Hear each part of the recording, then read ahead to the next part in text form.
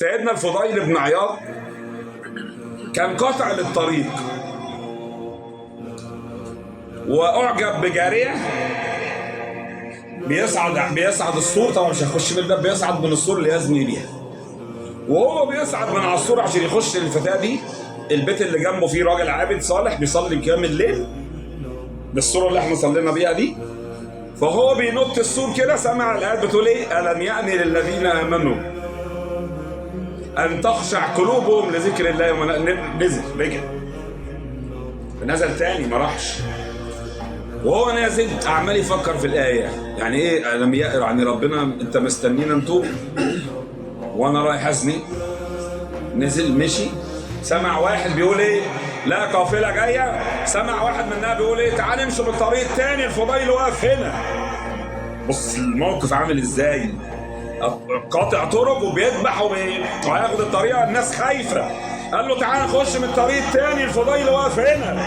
قال يا دي كده انا وحش.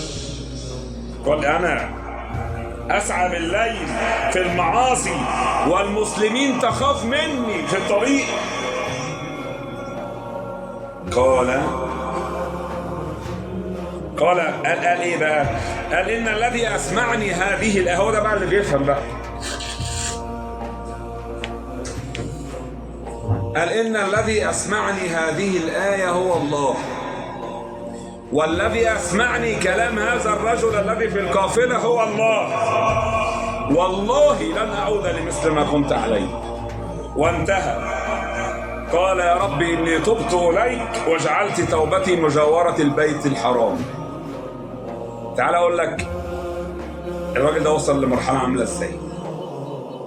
قال عنه الإمام الكسائي الفضيل ثقة مأمون. وقال عنه الإمام الدرقطني الفضيل رجل صالح. وقال عنه منصور كان ثقة نبيلا فاضلا عابدا. وقال عنه ابن المبارك، ده ابن المبارك ده أنا ما شفتش شبهه من التابعين من قصصه. هو بنفسه ابن المبارك بيقول أورع الناس الفضيل بن عياض. وفي رواية قال ابن المبارك ما بقي على الأرض عندي أفضل من الفضيل بن عياض.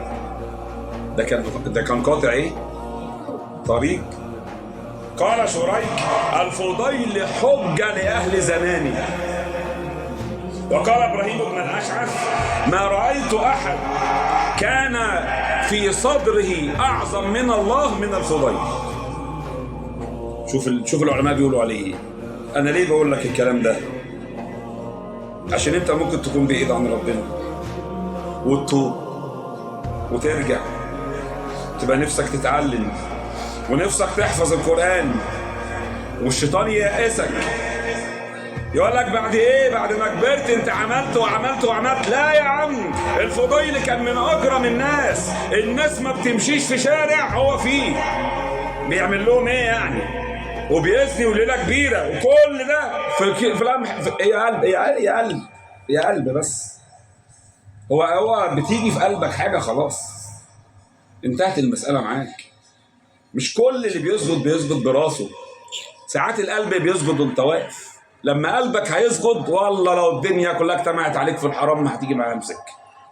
خلاص انت هتمشي في طريق ربنا. لو الدنيا كلها ضدك انت هتمشي في طريق ربنا، عشان قلبك اللي سجد مش راسك. قلب الفضيل سجد. ما تقولش انا كنت ما كلها كانت. وعمر كان ايه؟ بقى الفاروق. وخالد كان ايه؟